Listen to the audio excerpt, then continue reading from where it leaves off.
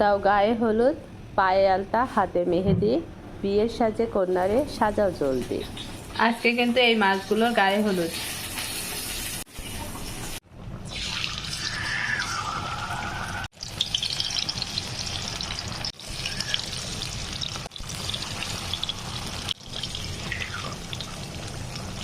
গায়ে হলুদ কেন দেয় জানেন? এই যে দেখুন, কিছুক্ষণ আগে এই মাছটাকে সুন্দরভাবে হলুদ মাখানো হলো, আর এরপরে এই যে জীবনটাকে তাকে একেবারে ভাজা ভাজা করা হচ্ছে।